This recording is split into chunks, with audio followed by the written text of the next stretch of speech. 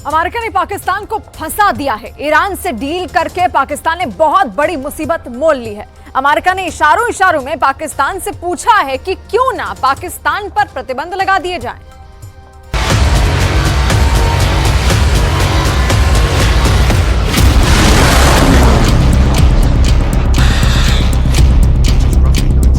America ने missile छोड़ दी है। ये बैलिस्टिक नहीं, पाकिस्तान पर आर्थिक पाबंदी वाली मिसाइल है जो लॉन्च हो चुकी है।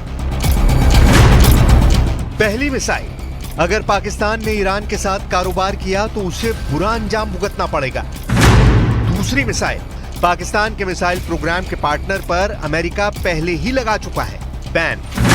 तीसरी मिसाइल, अमेरिका की वार्निंग से फिर फंस गई ईरान और पाकिस्तान की गैस पाइपलाइन।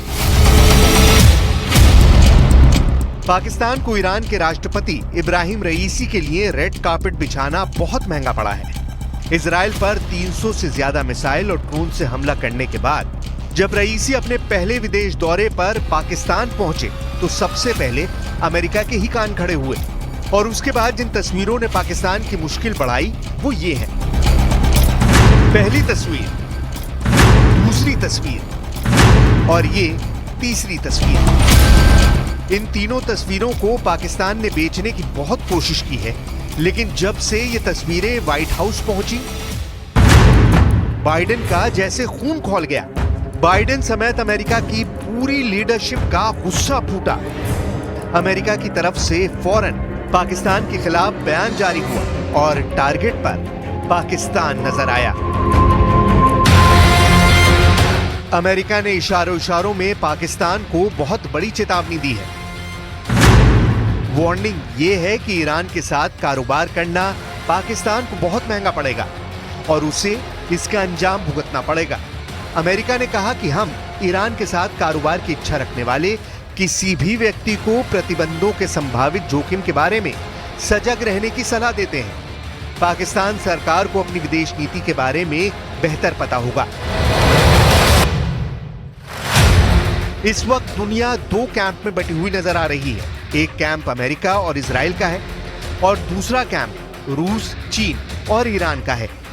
भारत जैसे कुछ देश हैं जो अब भी अपनी स्वतंत्र विदेश नीति पर कायम है। ये दो कैंप बने हुए हैं। इसे महाशक्तियों की टक्कर कहा जा रहा है। एक तरफ अमेरिका और दूसरी तरफ ईरान और साथ में दोनों के मित्र देश। इन दोनों कैंप के बीच भारत ऐसा देश है जिसके दोनों कैंप से रिश्ते बेहतर हैं। लेकिन पाकिस्तान अब इस वर्ल्ड पॉलिटिक्स में अमेरिका का शिकार बन सकता है और इसलिए कोई शक ही नहीं कि पाकिस्तान का दौरा करके ईरान के राष्ट्रपति इब्राहिम रईसी ने अपने पड़ोसी को बहुत बुरी तरह से फंसा दिया है। कहने को पाकिस्तान और ईरान के बीच 8 मुद्दों पर समझौते हुए। दोनों के बीच द्विपक्षीय कारोबार 10 अरब डॉलर तक पहुंचाने पर बात हुई, लेकिन पाकिस्तान की सबसे बड़ी कोशिश नाकाम हो गई क्योंकि दोनों के साझा बयान में कश्मीर का जिक्र गायब रहा। इब्राहिम रईसी ने पाकिस्तान की कश्मीर वाली साजिश को ठेंगा दिखा दिया। इससे पहले पाकिस्तान को अमेरिका से एक और झटका लग चुका है। अमेरिका ने पाकिस्तान के बैलिस्टिक मिसाइल प्रोग्राम में उसकी मदद करने वालों पर पाबंदी लगाई है। इसमें बेलारूस और चीन की 3 कंपनी शामिल हैं।